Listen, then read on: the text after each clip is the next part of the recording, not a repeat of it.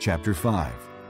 On the third day, Esther put on her royal robes and stood in the inner court of the palace, in front of the king's hall. The king was sitting on his royal throne in the hall, facing the entrance. When he saw Queen Esther standing in the court, he was pleased with her, and held out to her the gold scepter that was in his hand. So Esther approached and touched the tip of the scepter. Then the king asked, "What is it, Queen Esther?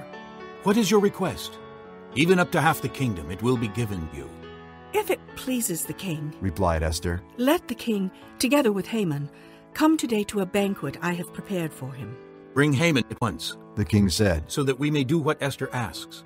So the king and Heman went to the banquet Esther had prepared. As they were drinking wine, the king again asked Esther, "Now, what is your petition? It will be given you. And what is your request? Even up to half the kingdom, it will be granted." Esther replied, "My petition and my request is this. If the king regards me with favor, and if it pleases the king to grant my petition and fulfill my request, let the king and Heman come tomorrow to the banquet I will prepare for them. Then I will answer the king's question."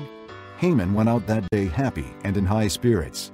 But when he saw Mordecai at the king's gate and observed that he neither rose nor showed fear in his presence, he was filled with rage against Mordecai.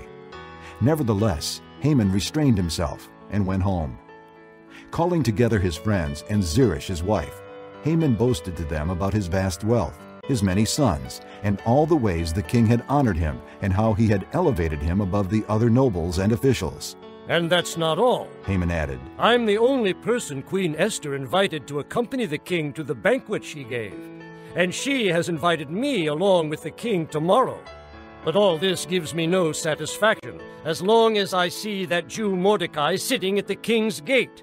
His wife Zeresh and all his friends said to him, "Have a gallows built, 75 feet high, and ask the king in the morning to have Mordecai hanged on it. Then go with the king to the dinner and be happy." This suggestion delighted Heman, and he had the gallows built.